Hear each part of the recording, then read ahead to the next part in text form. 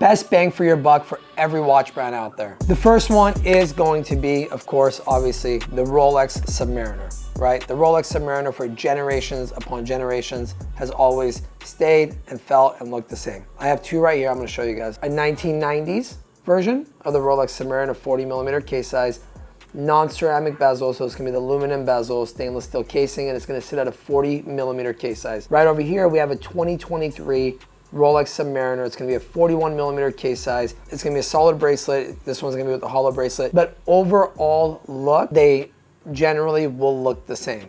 And that's why Rolexes will always hold value. And a lot of these watch companies won't change the styles too much, because that's one of the main reasons why these watches hold their value, right? Because they don't do drastic changes to these kind of watches. The Rolex Submariner was built to be indestructible, last for generations to come. You know, a man would buy the watch, pass it down to his son, and his son would pass it down to his son, and his son would pass it out to his son.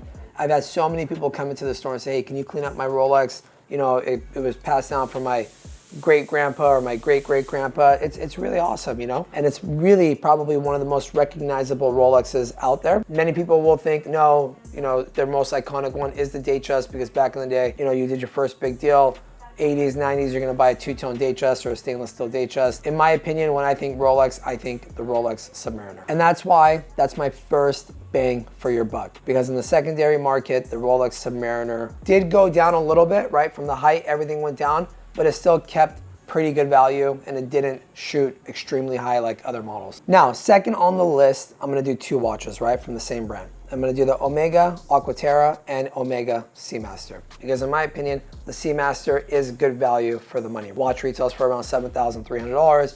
If you get a nice little discount on it, you could pick it pre-owned. If you buy it anywhere in that, you know, $5,500 to $7,000 watch, I mean, you're getting a lot of watch for the money, movement-wise, anything-wise. Now the Aquaterra, they have so many different color variations of the dial and straps. You want a metal bracelet, you want a rubber strap. And honestly, the Aquaterras, I mean, retail price point, they have different, it varies, right? But it's gonna go anywhere in the, you know, 5 to 8K. They do have some that are more expensive. But in my opinion, Aquaterra, Seamaster, great options, great value for your money. So now, my best bang for the buck for Tudor is gonna be the Black Bay 58. Look, Tudor is a great watch, great value for the money. You know, don't forget, it's a sister company of Rolex. So you're gonna get the craftsmanship, the quality of a brand like Rolex for a quarter of the price. Because the retails on Tudors are anywhere from, you know, $3,500, and they go up. You know, they have higher retail values, but you can find yourself a nice Tudor even in the pre-owned market from $2,500 to $3,500. So it's a great piece, great watch.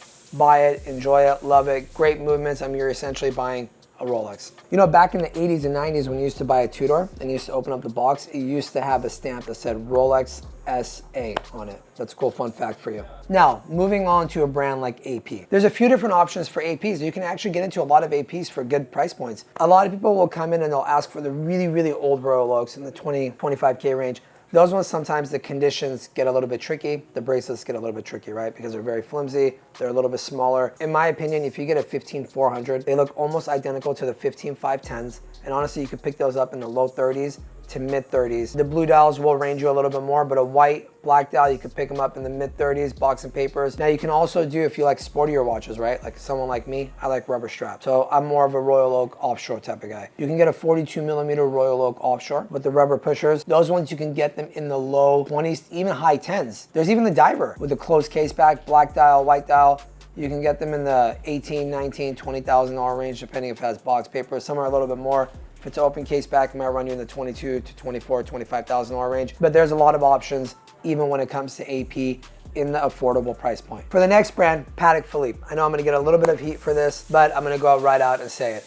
In my opinion, I think the 5905R with the rose gold chocolate dial is good value for your money. I mean, look, you're getting an annual calendar, you're getting a flyback chronograph, you're getting an oversized dress watch on a leather strap. I mean, the watch is fire in person. I mean, you're gonna get that thick casing on your wrist. It's gonna be that 42mm diameter on it. I mean, the watch is beautiful, and it's an annual calendar. It's gonna give you the month, the day, the date. Great looking piece. If you don't agree with me, people have different opinions, right? You can put it in the comments down below. Let me know what you think. There are other ones, you know, there's a previous versions like the 5205s. It doesn't have the chronograph, but yes, you can even pick those up in the I would say maybe high 30s, low 40s. Even the 5960 is a great looking watch. I mean, you get a white gold watch, sportier feel, good looking piece. I mean, that one's gonna cost you in the high 50s. The 5905 will run you in the 60 to 70K range. All right, next up on the list is we have one of my favorite brands is the Breitling. And one of my favorite models from the Breitling is the Navitimer. I love the design, I love the sleekness of it.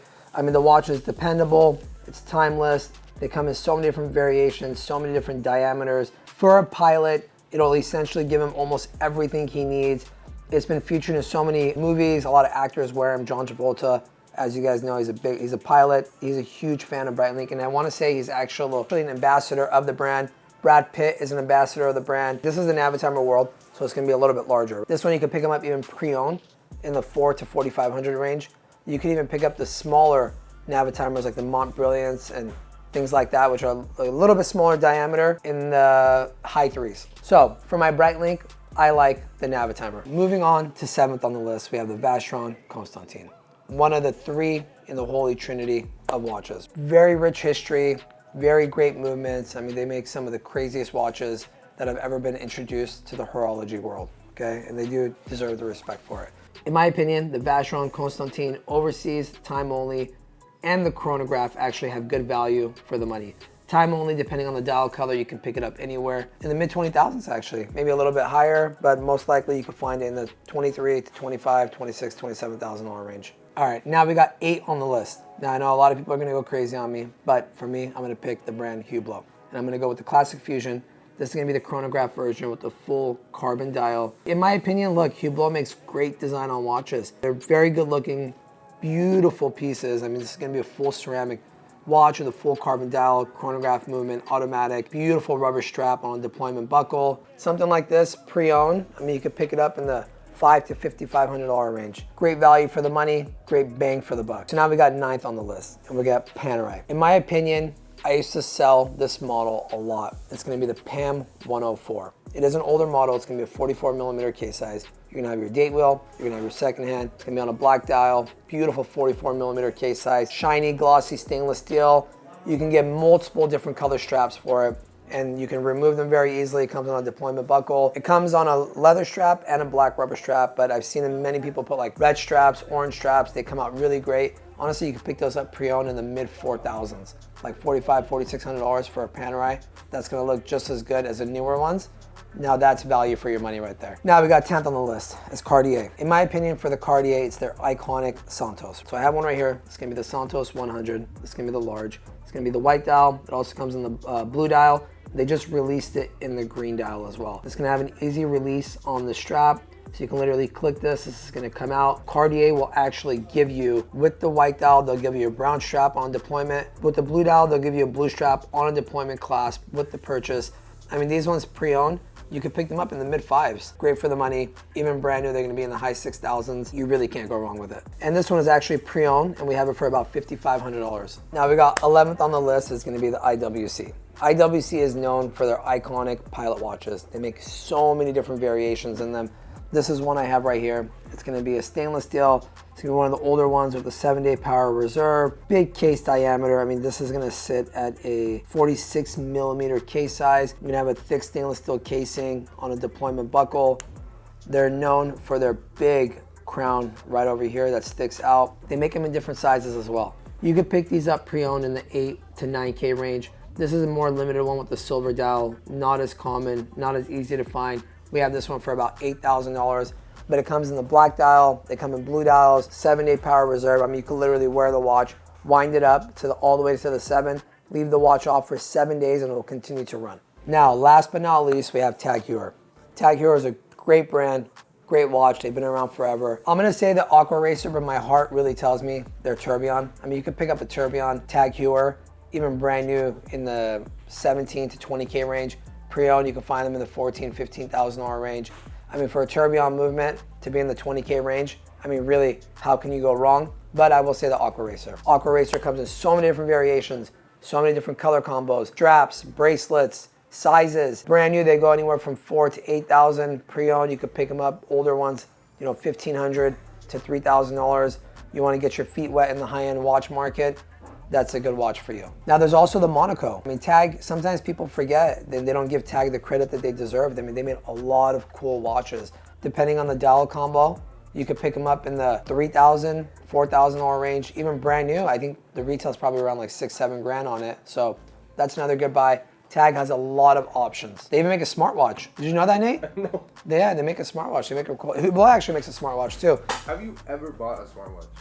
I bought a Hublot smartwatch when they did it for the FIFA World Cup. When they partnered up with them 2 FIFAs ago, they gave it to all the refs. Yeah. I went a little crazy over it. I loved it. I was so stoked. I bought it. I put it on once and it was too big and I took it off and never wore it again. So where is it now? I sold it. I sold it to a big soccer fan. The guy went crazy over it.